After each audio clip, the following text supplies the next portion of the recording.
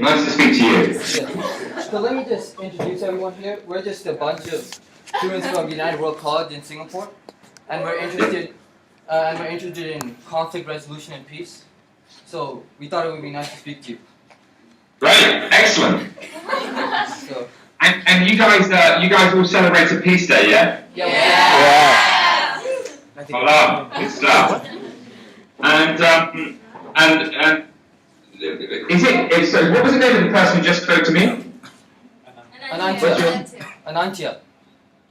So well done for setting all of this up, because I hear you organised it. So thank you for that, mate. Well done. No worries.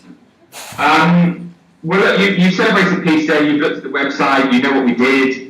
You know, I took a journey. We created a day of peace with a fixed calendar date, and then we went into Afghanistan, and we proved that lives could be saved on the day, and everybody stopped fighting, including the Taliban. Millions of children were then vaccinated. And now we're going to take that message to the entire world. We're going to inform every human being on the planet that the Day of Peace exists.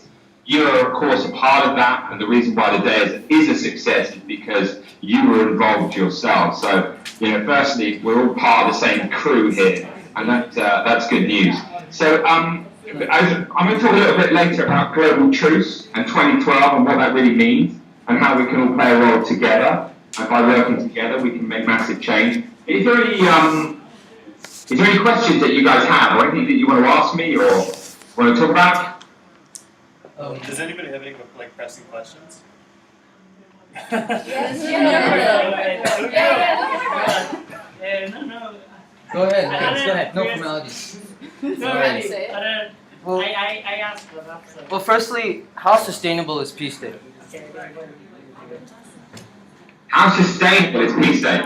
I think Peace Day is very sustainable. It's like Mother's Day or Father's Day. How sustainable are these days? They're sustainable because we care about our families, and I think that what we're talking about is a global family right now. And I think that if we really are going to have a future where we are sustainable and we survive, then we are going to have to unite. We're going to have to come together as one, separate from politics and religion. We're going to have to lift the level of consciousness around the fundamental issues that humanity faces, i.e. the protection of each other and the protection of our environment. And if we don't do that, we will not survive. Now, we've never come together. And the 21st of September is a peace day. It's the only day of peace with a fixed calendar date. It's the only day of peace voted by every single member state of the United Nations. And therefore, if peace is that important to us, then we are going to have to come together. Because, that's really the future. The future is in our unity. So, the day's been created. We've proved it saves people's lives. And right now, we're in a process to institutionalize it, to make it self-sustaining. You are, of course, a part of that by celebrating the day. You are institutionalizing it, in fact. So, I think it's very sustainable. If peace is sustainable, then so is the day. Okay. And I know I've already seen your TED Talk, but I'm sure many of you guys haven't. So how does this idea actually start? Well, the idea for the whole thing? For the Peace One Day. Peace One Day, started, 12 years ago now. And I was very concerned about what was going on in the world. Listen, lovely English cup of tea here. Cheers. Cheers. I've just woken up, it's like, what? Tea, you know how the British, we just love our tea, Anyway. So the Peace One Day thing, it started 12 years ago. I was very concerned about what was going on in the world. I was confused, I was frightened by the destruction, the starvation, the killing of innocent people, the destruction of our environment. Making sense of those things, I think, is quite hard as to why we are as beautiful as we are and can be as loving as we can be, but that actually we're not really taking care of each other on a kind of global scale, or the very thing that we survive from. And I just find that kind of weird. But the only skills that I've got, I've got no qualifications. I was an actor from about the age of, 12 years old. So the only thing that I know is film camera.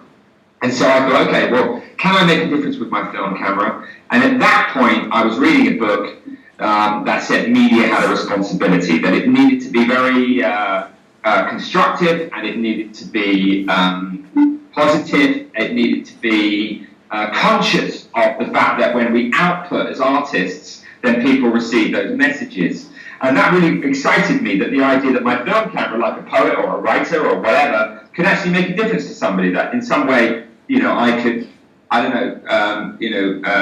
offer something up through my film.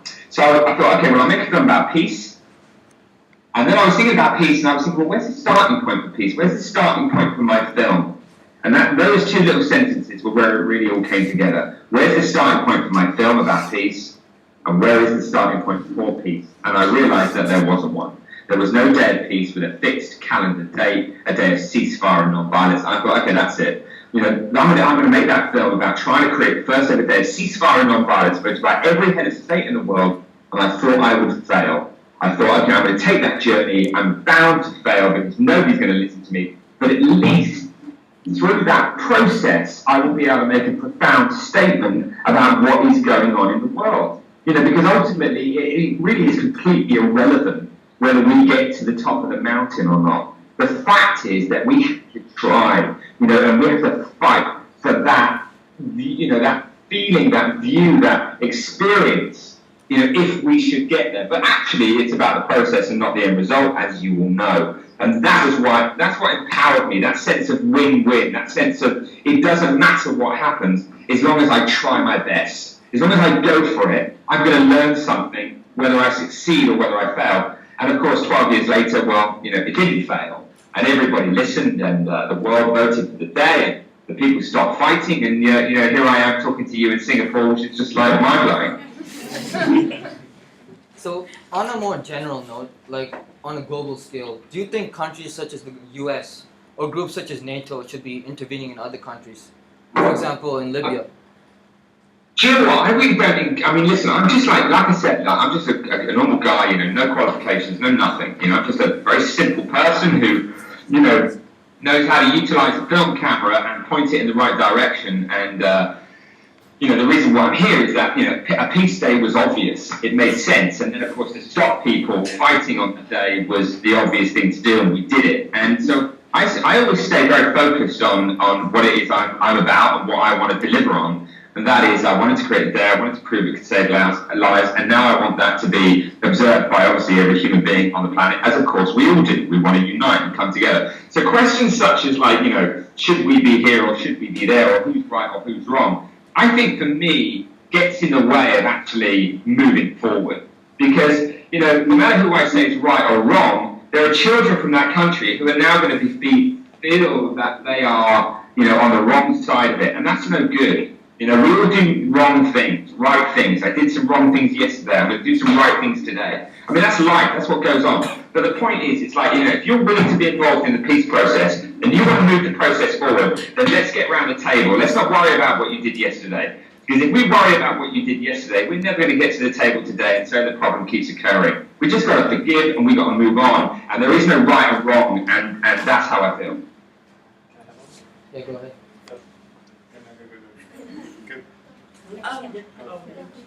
Let's go.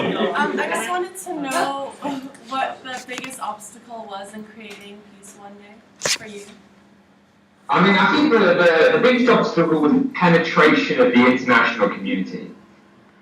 You know what I mean? We I'm living around the corner with my mum in a back room. We got no money, and I know nothing about international politics.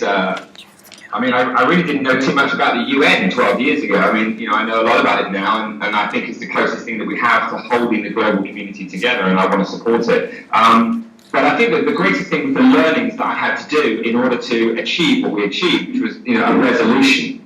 And I think that was the greatest learning, is the kind of strategic execution of the processes that led to exactly where we are today. And that was intense. I think that emotionally, there are some other things about the physical, emotional side of what I wanted to do, which was see a lot of people.